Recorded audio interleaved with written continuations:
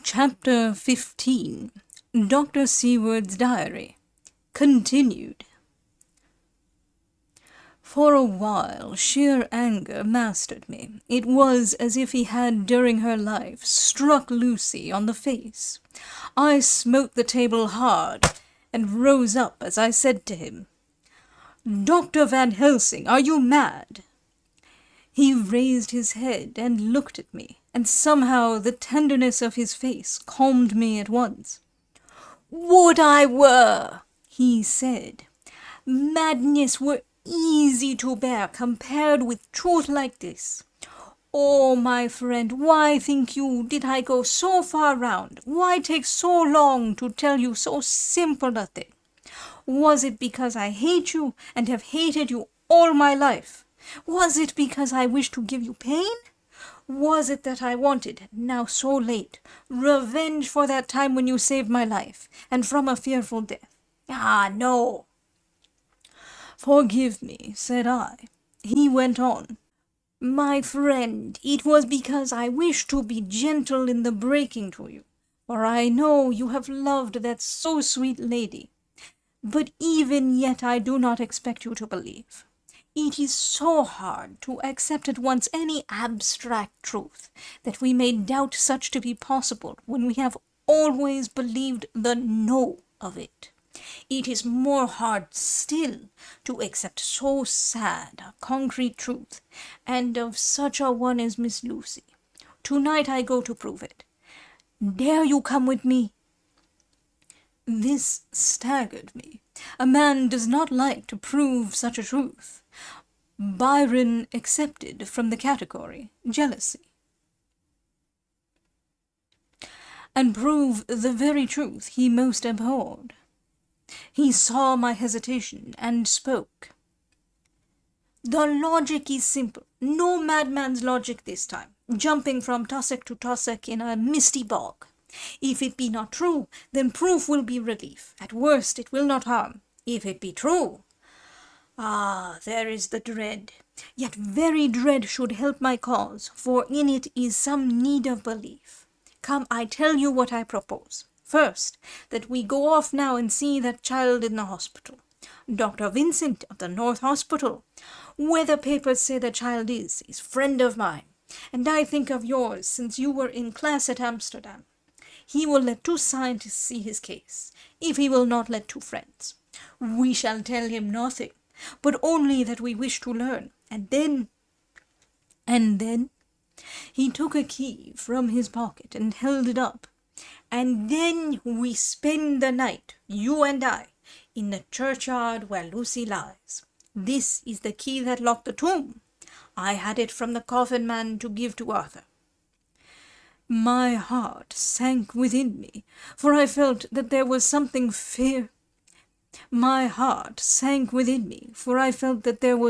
some fearful ordeal before us. I could do nothing, however, so I plucked up what heart I could, and said that we had better hasten, as the afternoon was passing. We found the child awake. It had had a sleep and taken some food, and altogether was going on well. Dr. Vincent took the bandage from its throat and showed us the punctures. There was no mistaking the similarity to those which had been on Lucy's throat. They were smaller, and the edges looked fresher. That was all. We asked Vincent to what he attributed them, and he replied that it must have been a bite of some animal, perhaps a rat. But for his own part, he was inclined to think that it was one of the bats which are so numerous on the northern heights of London. Out of so many harmless ones, he said, there may be some wild specimen from the south of a more malignant species. Some sailor may have brought one home, and it managed to escape, or even from the zoological gardens a young one may have got loose, or one be bred there from a vampire. These things do occur, you know. Only 10 days ago a wolf got out and was, I believe, traced up in this direction. For a week after, the children were playing nothing but Red Riding Hood on the heath and in every alley in the place until this blue-fur lady scare came along. Since when it has been quite a gala time with them. Even this poor little mite, when he woke up today, asked the nurse if he might go away. When she asked him why he wanted to go, he said he wanted to play with the blue-fur lady. "I hope," said Van Helsing, "that when you are sending the child home, you will caution its parents to keep strict watch over it. These fancies to stray are most dangerous, and if the child were to remain out another night, it would probably be fatal. But in any case, I suppose you will not let it away for some days." "Certainly not. Not for a week at least. Longer if the wound is not healed." Our visit to the hospital took more time than we had reckoned on, and the sun had dipped before we came out.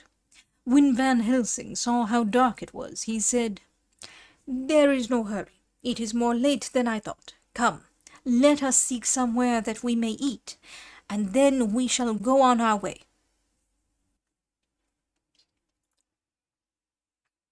We dined at Jack Straw's castle along with a little crowd of bicyclists and others who were genially noisy. About 10 o'clock we started from the inn. It was then very dark, and the scattered lamps made the darkness greater when we were once outside their individual radius. The professor had evidently noted the road we were to go, for he went on unhesitatingly. But as for me, I was in quite a mix-up as to locality.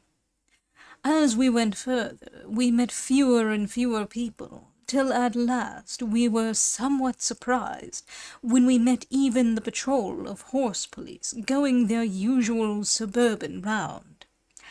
At last we reached the wall of the churchyard, which we climbed over, with some little difficulty, for it was very dark and the whole place seemed so strange to us. We found the Westenra tomb. The professor took the key, opened the creaky door, and standing back politely, but quite unconsciously, motioned me to precede him. There was a delicious irony in the offer, in the courtliness of giving preference on such a ghastly occasion. My companion followed me quickly and cautiously drew the door to, after carefully ascertaining that the lock was a falling and not a spring one. In the latter case we should have been in a bad plight.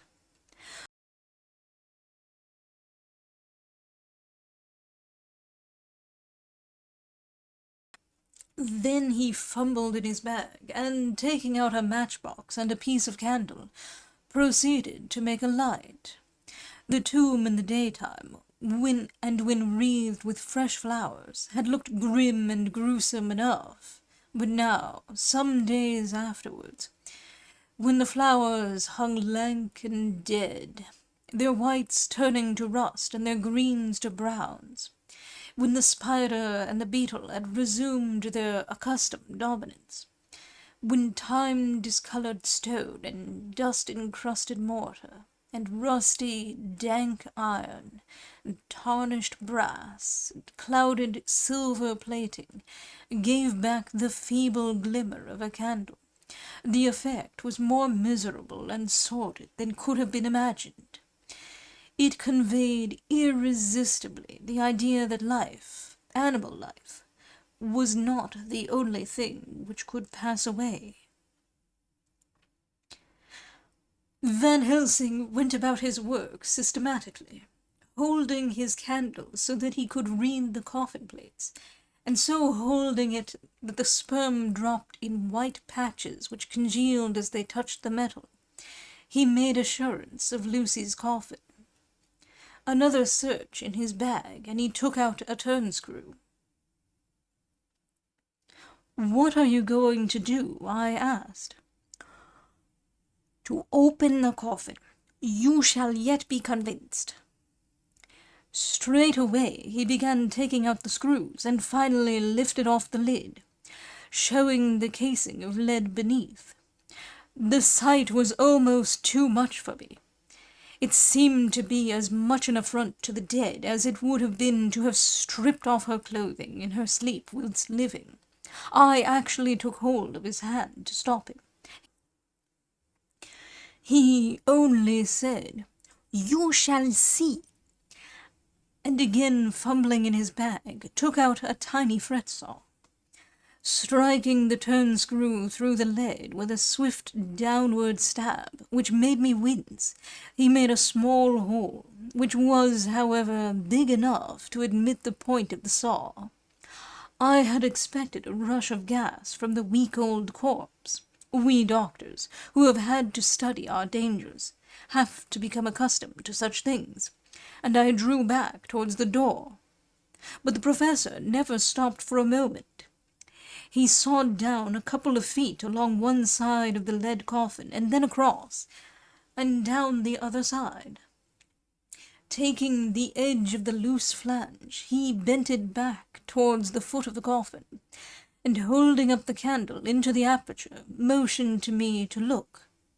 I drew near and looked. The coffin was empty. It was certainly a surprise to me, and gave me a considerable shock, but Van Helsing was unmoved. He was now more sure than ever of his ground, and so emboldened to proceed in his task.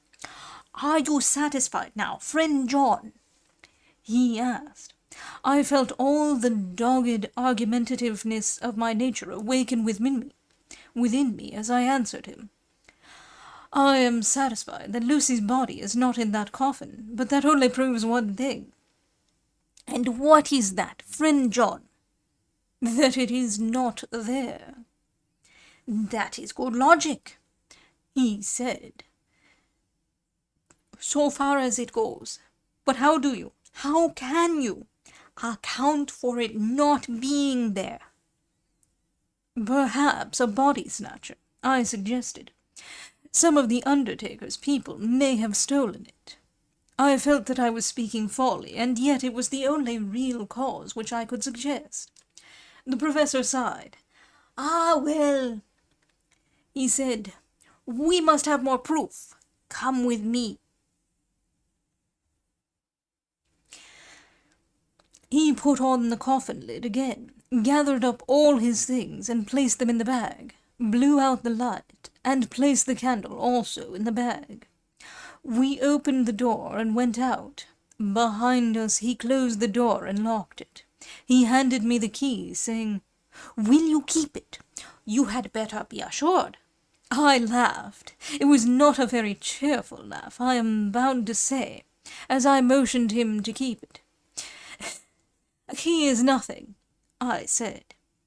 "There may be duplicates, and anyhow it is not difficult to pick a lock of that kind." He said nothing, but put the key in his pocket. Then he told me to watch at one side of the churchyard, whilst he would watch at the other. I took up my place behind a yew tree, and I saw his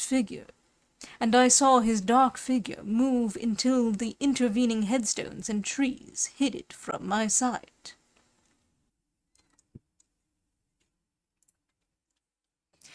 It was a lonely vigil.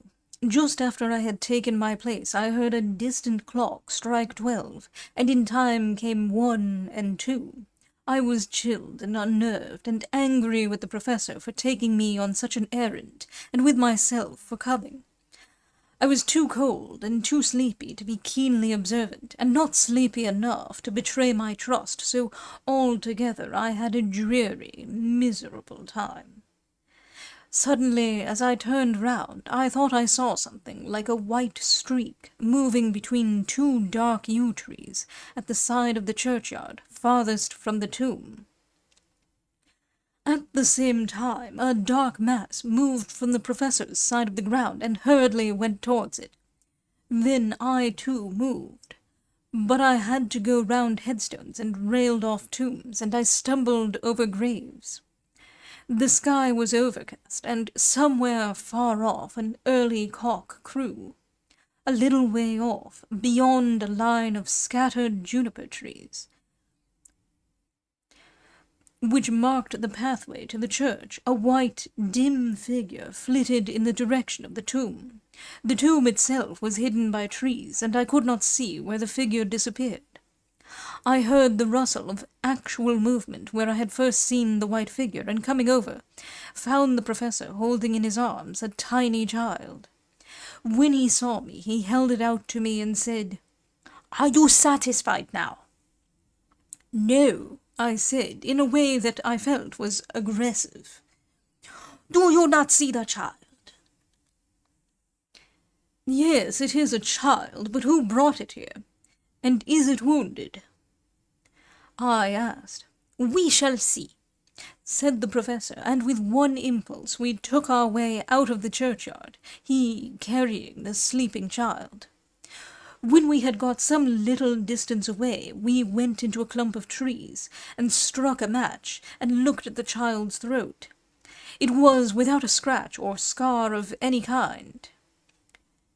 "Was I right?" I asked triumphantly. "We were just in time," said the professor, thankfully.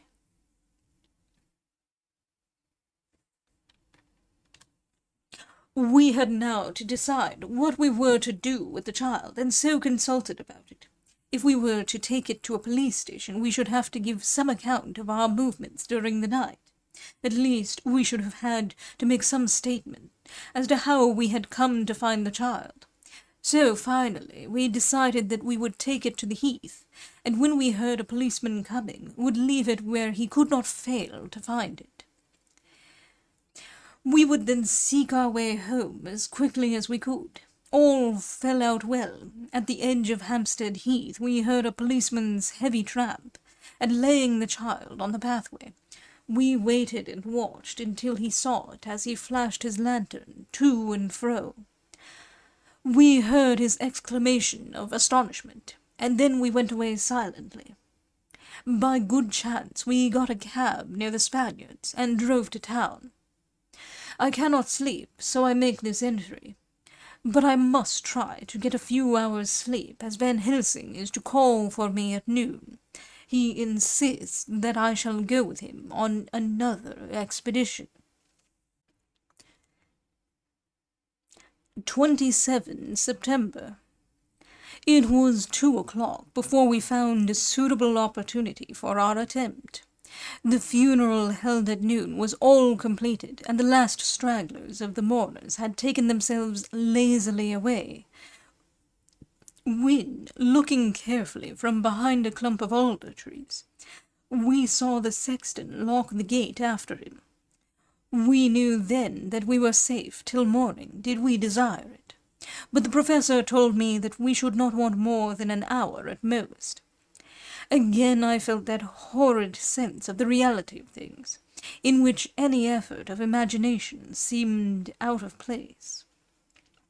And I realized distinctly the perils of the law which we were incurring in our unhallowed work.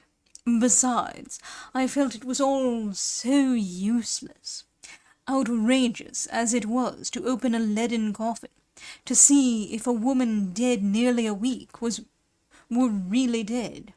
It now seemed the height of folly to open the tomb again, when we knew, from the evidence of our own eyesight, that the coffin was empty.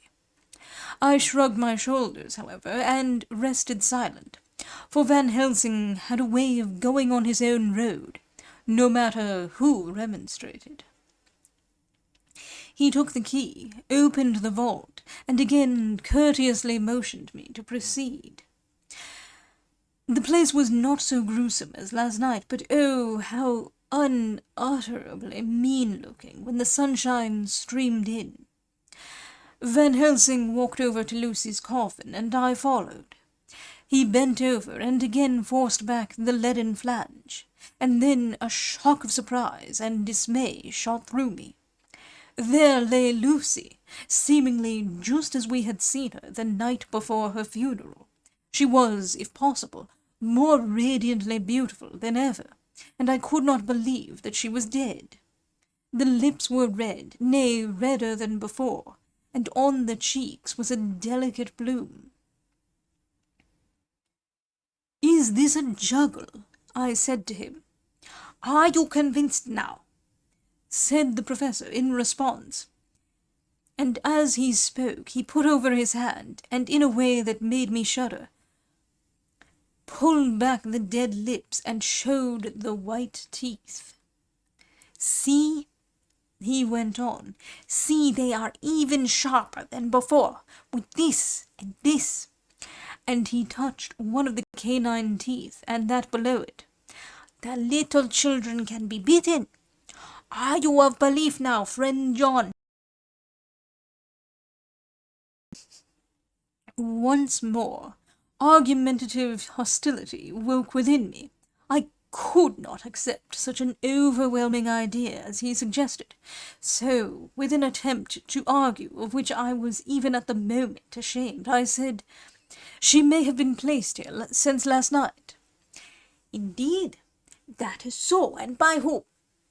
"I do not know. Someone has done it."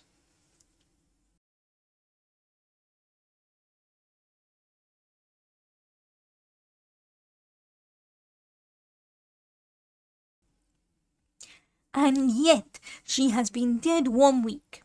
Most peoples in that time would not look so." I had no answer for this, so was silent. Van Helsing did not seem to notice my silence. At any rate, he showed neither chagrin nor triumph. He was looking intently at the face of the dead woman, raising the eyelids and looking at the eyes, and once more opening the lips and examining the teeth. Then he turned to me and said, "Yeah, there is one thing which is different from all recorded. Here is some dual life that is not as the common. She was bitten by the vampire when she was in a trance. Sleepwalking. Oh, you start. You do not know that, friend John, but you shall know it all later.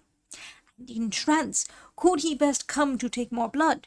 In trance she died, and in trance she is undead too. So it is that she differ from all other. Usually when the undead sleep at home." As he spoke, he made a comprehensive sweep of his arm to designate what to a vampire was home. "Their face show what they are. But this so sweet that was when she not undead, she go back to the nothings of the common dead. There is no malign there, see, and so it make hard that I must kill her in her sleep." This turned my blood cold, and it began to dawn upon me that I was accepting Van Helsing's theories. But if she were really dead, what was there of terror in the idea of killing her? He looked up at me, and evidently saw the change in my face, for he said almost joyously, "Ah, you believe now." I answered, "Do not press me too hard all at once. I am willing to accept. How will you do this bloody work?" "I shall cut off her head and fill her mouth with garlic, and I shall drive a stake through her body." It made me shudder to think of so mutilating the body of the woman whom I had loved. And yet the feeling was not so strong as I had expected. I was, in fact, beginning to shudder at the presence of this being, this undead, as Van Helsing called it, and to loathe it. Is it possible that love is all subjective, or all objective? I waited a considerable time for Van Helsing to begin, but he stood as if wrapped in thought. Presently he closed the catch of his bag with a snap and said, "I have been thinking, and have made up my mind as to what is best. If I did simply follow my inclining, I would do now, at this moment, what is to be done. But there are other things to follow, and things that are 1,000 times more difficult in that them we do not know. This is simple. She have yet no life taken, though that is of time, and to act now would be to take danger from her forever. But then we may have to want Arthur, And how shall we tell him of this? Of you, who saw the wounds on Lucy's throat, and saw the wounds so similar on the child's at the hospital.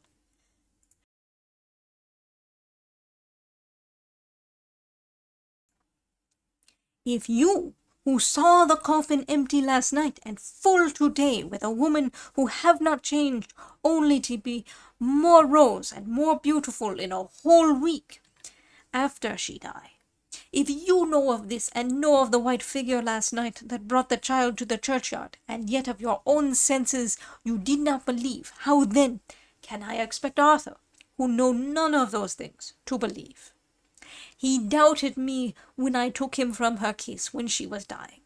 I know he has forgiven me because in some mistaken idea I have done things that prevent him say good-bye as he ought. And he may think that in some more mistaken idea this woman was buried alive, and that in most mistake of all we have killed her. He will then argue back that it is we, mistaken ones, that have killed her by our ideas. And so he will be much unhappy always. Yet he never can be sure, and that is the worst of all. And he will sometimes think that she he loved was buried alive, and that will paint his dreams with horrors of what she must have suffered.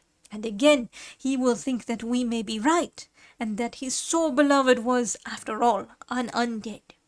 No, I told him once, and since then I learned much. Now, since I know it is all true, 100,000 times more do I know that he must pass through the bitter waters to reach the sweet.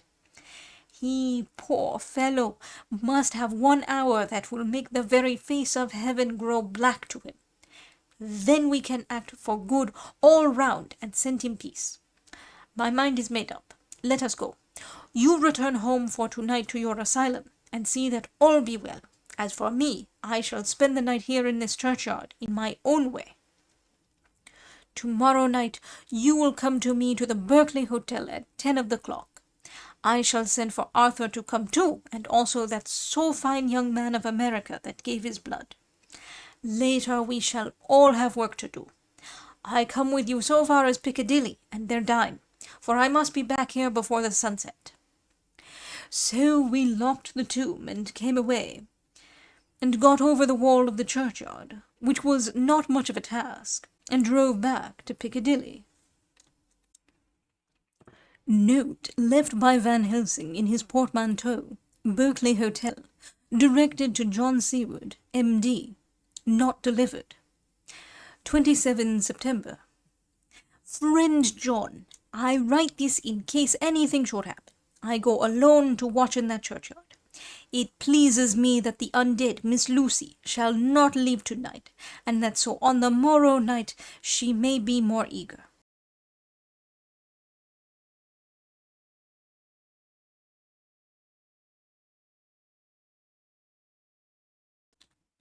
Therefore I shall fix some things she like not, garlic and a crucifix, and so seal up the door of the tomb. She is young as undead, and will heed. Moreover, these are only to prevent her coming out. They may not prevail on her wanting to get in, for then the undead is desperate, and must find the line of least resistance, whatsoever it may be. I shall be at hand all the night from sunset till after the sunrise, and if there be aught that may be learned, I shall learn it, for Miss Lucy or from her. I have no fear, but that other to whom is there that she is undead, he have now the power to seek her tomb and find shelter. He is cunning, as I know from Mr. Jonathan, and from the way that all along he have fooled us when he played with us for Miss Lucy's life, and we lost. And in many ways the undead are strong. He have always the strength in his hand of 20 men. Even we 4 who gave our strength to Miss Lucy, it also is all to him. Besides, he can summon his wolf, and I know not what. So if it be that he come thither on this night, he shall find me, but none other shall, until it be too late. But it may be that he will not attempt the place. There is no reason why he should. His hunting ground is more full of game than the churchyard where the undead women sleep, and the one old man watch. Therefore I write this in case. Take the papers that are with this, the diaries of Harker and the rest, and read them, and then find this great undead, and cut off his head, and burn his heart, or drive a stake through it, so that the world may rest from him. If it be so, farewell, Van Helsing.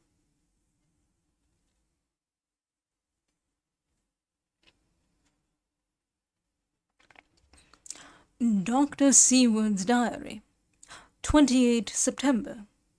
It is wonderful what a good night's sleep will do for one.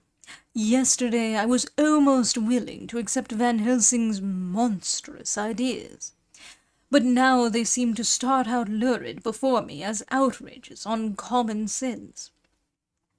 I have no doubt that he believes it all. I wonder if his mind can have become in any way unhinged. Surely there must be some rational explanation of all these mysterious things. Is it possible that the professor can have done it himself? He is so abnormally clever that if he went off his head, he would carry out his intent with regard to some fixed idea in a wonderful way.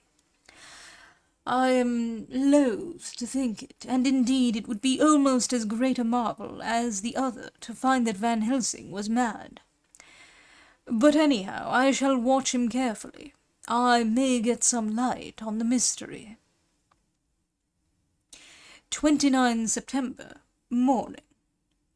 Last night, at a little before 10 o'clock, Arthur and Quincy came into Van Helsing's room. He told us all that he wanted us to do, but especially addressing himself to Arthur, as if all our wills were centered in his. He began by saying that he hoped we would all come with him too, for, he said, there is a grave duty to be done there. You are doubtless surprised at my letter? This query was directly addressed to Lord Godalming. I was. It rather upset me for a bit. There has been so much trouble around my house of late that I could do without any more. I have been curious, too, as to what you mean. Quincy and I talked it over, but the more we talked, the more puzzled we got, till now I can say for myself that I am about up a tree as to any meaning about anything. Me too, said Quincy Morris laconically. Oh, said the professor.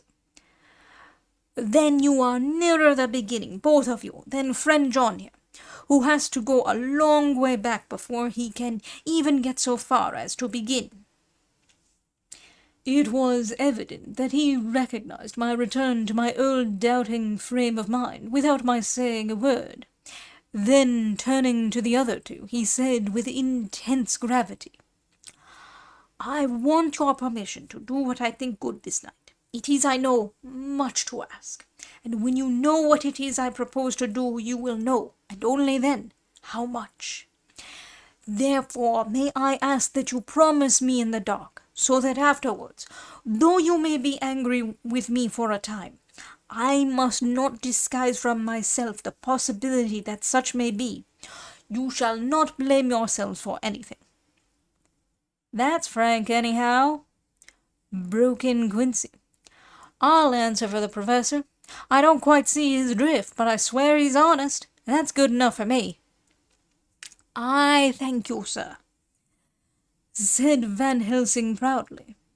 I have done myself the honor of counting you one trusting friend, and such endorsement is dear to me. He held out a hand, which Quincy took. Then Arthur spoke out. Dr. Van Helsing, I don't quite like to buy a pig in a poke, as they say in Scotland, and if it be anything in which my honour as a gentleman, or my faith as a Christian, is concerned, I cannot make such a promise. If you can assure me that what you intend does not violate either of these two, then I give my consent at once, though for the life of me I cannot understand what you are driving at. I accept your limitation, said Van Helsing, and all I ask of you is that if you feel it necessary to condemn any act of mine, You will first consider it well and be satisfied that it does not violate your reservations." "Agreed," said Arthur. "That is only fair. And now that the pourparlers are over, may I ask what it is we are to do?" "I want you to come with me, and to come in secret, to the churchyard at Kingstead." Arthur's face fell as he said in an amazed sort of way, "Where poor Lucy is buried." The professor bowed, and Arthur went on, "And when there?" "To enter the tomb." Arthur stood up. "Professor, are you in earnest? Or it is some monstrous joke? Pardon me, I see that you are in earnest." He sat down again, but I could see that he sat firmly and proudly, as one who is on his dignity. There was silence until he asked again, "And when in the tomb?" "To open the coffin." "This is too much," he said, angrily rising again. "I am willing to be patient in all things that are reasonable, but in this desecration of the grave of one who—" He fairly choked with indignation. The professor looked pityingly at him. "If I could spare you one pang, my poor friend," he said, "God knows I would. But this night our feet must tread in thorny paths, or later and forever the feet you love must walk in paths of flame." Arthur looked up with set white face and said, "Take care, sir, take care." "Would it not be well to hear what I have to say?" said Van Helsing. "And then you will at least know the limit of my purpose. Shall I go on?" "That's fair enough," broke in Morris.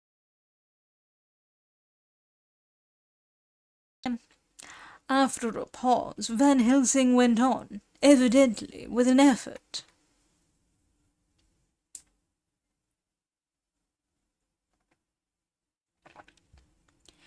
"Miss Lucy is dead. Is it not so? Yes. Then there can be no wrong to her. But if she be not dead—" Arthur jumped to his feet. "Good God!" he cried. "What do you mean? Has there been any mistake? Has she been buried alive?" He groaned in anguish that not even hope could soften. "I did not say she was alive, my child. I did not think it. I go no further than to say that she might be undead." "Undead? Not alive? What do you mean? Is this all a nightmare, or what is it?" "There are mysteries which men can only guess at, which age by age they may solve only in part. Believe me, we are now on the verge of one. But I have not done. May I cut off the head of dead Miss Lucy?" "Heavens and earth, no!" cried Arthur in a storm of passion. "Not for the wide world will I consent to any mutilation of her dead body. Dr. Van Helsing, you try me too far. What have I done to you that you should torture me so? What did that poor, sweet girl do that you should want to cast such dishonour on her grave? Are you mad to speak such things, or am I mad to listen to them? Don't dare to think more of such a desecration. I shall not give my consent to anything you do. I have a duty to do in protecting her grave from outrage, and by God I shall do it." Van Helsing rose up from where he had all the time been seated, and said gravely and sternly, "My Lord Godalming, I too have a duty to do, a duty to others, a duty to you, a duty to the dead, and by God I shall do it. All I ask you now is that you come with me, that you look and listen. And if, when later I make the same request, you do not be more eager for its fulfilment even than I am, then I shall do my duty, whatever it may seem to me. and then, to follow of your lordship's wishes, I shall hold myself at your disposal to render an account to you, when and where you will." His voice broke a little, and he went on with a voice full of pity. "But I beseech you, do not go forth in anger with me, in a long life of acts which were often not pleasant to do, and which sometimes did wring my heart. I have never had so heavy a task as now. Believe me that if the time comes for you to change your mind towards me, one look from you will wipe away all this so sad hour, for I would do what a man can to save you from sorrow. Just think, for why should I give myself so much of labor and so much of sorrow? I have come here from my own land to do what I can of good, at the first to please my friend John, and then to help a sweet young lady whom, too, I came to love. For her, I am ashamed to say so much, but I say it in kindness. I gave what you gave, the blood of my veins. I gave it, I, who was not like you, her lover, but only her physician and her friend. I gave to her my nights and days, before death, after death, and if my death can do her good even now, when she is the dead undead, she shall have it freely." He said this with a very grave, sweet pride, and Arthur was much affected by it. He took the old man's hand and said in a broken voice, "Oh, it is hard to think of it, and I cannot understand. But at least I shall go with you and wait."